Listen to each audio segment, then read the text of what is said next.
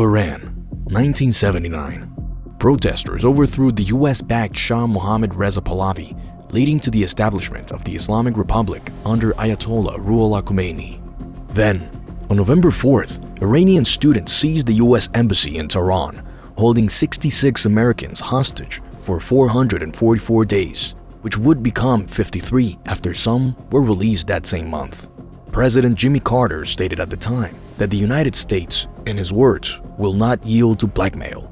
Iranian sources, on the other hand, state that the embassy takeover was framed as a direct response for decades of US interference in Iranian affairs, citing a 1953 CIA-backed coup against Prime Minister Mohammad Mossadegh. The crisis was eventually solved through the Algiers Accords with mediation of the Algerian government, and the 53 remaining hostages were released immediately after President Reagan's inauguration. However, this crisis set the stage for a relationship that, for almost 50 years, has been characterized by a one-sided violence-driven escalation desire that, eventually, brought the United States to Operation Epic Fury. In this 10-minute brief, you will discover the truth about a 47-year Iranian shadow war against the United States, where hundreds of American lives have been lost with little to no retaliation until now. Fast forward through the decades that followed the Iranian hostage crisis. According to US government sources, Iran has consistently provided financial support to groups the United States designates as terrorist organizations, among them Hezbollah, Hamas, and the Houthis. A 2018 US Treasury disclosure estimated that Hezbollah received approximately $700 million annually from Iran. In that same note, DW Business reports reveal that Hamas has reportedly received up to $350 million yearly in recent years. Iran has disputed these characterizations. Iranian officials have described their support as spiritual or moral, denying that it constitutes significant military aid. Now, the death toll of American civilians has accumulated over decades, according to the timeline of a White House report. In 1983, the Islamic Jihad, an Iranian-backed terrorist group, carried out a suicide car bombing at the US Embassy in Beirut, killing 17 Americans. In 1984, 2 USAID officials were killed in a Kuwait Airways hijacking linked to Hezbollah. In 1996, a Hamas suicide bomber blew up a bus in Jerusalem, taking the lives of 3 Americans and wounding 3 others. From 2000 to 2022, diverse terrorist and military attacks from Iranian forces or Iranian-backed forces took the lives of 634 Americans.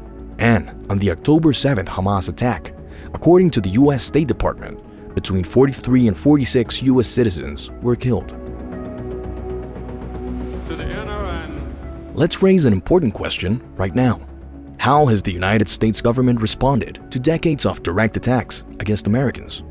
While the Iranian regime attacked US institutions and personnel abroad, as well as killing US civilians, the American response has been directed at containment of the Tehran regime. Since 1979, a series of deals have involved the unfreezing of Iranian assets, coinciding with the release of American prisoners. According to US Treasury records, in 1981, under the Algiers Accords, the United States returned up to $12 billion in frozen Iranian assets, coinciding with the release of 52 American hostages. In 2016, a $1.7 billion settlement resolved a pre-1979 arms dispute, according to the US State Department. That same year, the nuclear agreement under Obama enabled Iran's access to an estimated $50 to $100 billion in globally frozen assets. Obama administration officials stated at the time that the agreement would aid Iran's overall economy. Critics alleged the released funds would flow to proxy groups. Iran, however, denied any military use. In 2023, a Qatar-mediated prisoner swap freed 5 Americans in exchange for 5 Iranians and $6 billion in unfrozen oil revenues. Republican lawmakers, including House Foreign Affairs Committee Chairman Michael McCaul, called it a ransom payment. From 2021 to 2023, sanctions relief under the Biden administration allowed Iran to regain access to approximately $144 billion related to the oil industry. And in 2024 and 2025, AP reported that sanctions waivers allowed Iran access to up to $10 billion through Iraqi energy payments. US briefings defended it as necessary for regional stability. Overall, Iran might have obtained around $173.7 billion either from US sanctions relief, return of assets, or settlements, while constantly attacking the United States or killing US citizens. And how has Iran used this amount of money? The Council of Foreign Relations March 2026 tracker estimates Iran spends over $1 billion annually on what it characterizes as terrorist financing. Reports ranging from the US government, the CIA, and DW, Hamas has been constantly funded by Iran since the 90s. DW reported that in recent years, Hamas has been receiving up to $350 million annually from the regime. In the case of Hezbollah, recent estimates by the Middle East Institute state that the terrorist group has received up to $1 billion from Iran per year. The Foundation for Defense of Democracies has reported that the Houthis have also received up to tens of millions per year coming from the Iranian theocracy. If you're finding this breakdown of US-Iran relations valuable, hit subscribe now for more 10-minute briefs like this, delivered straight to your feed. Trump's measures are strikingly different from those of the past 50 years of administrations. While past administrations have released funds or assets or given sanctions relief, Trump's approach has been to expand sanctions and double down on military operations. In a recent article, historian and Hoover Institute fellow Victor Davis Hanson provides the same line of thought by asking two questions. Why did prior presidents not hold Iran accountable for its killing, thus nourishing the myth of Iranian invincibility?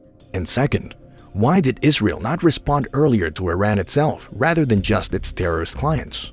Now, Trump is dealing with what Hansen called a 47-year virtual war against Americans. The way forward is uncertain, but Washington Institute fellow Michael Singh believes that the Trump administration's best bet and its best way to support the Iranian people in their aspirations for a better future is to patiently continue a strategy of military, economic, and diplomatic pressure. US officials have warned of potential Iranian sleeper cells or cyber attacks on American soil. President Trump has also stated, "We're watching every single one of them," and that if he were to fall due to Iranian attacks, orders have been given to wipe Iran off the face of the earth. Victor Davis Hanson called the US-Iran conflict an undeclared 47-year war.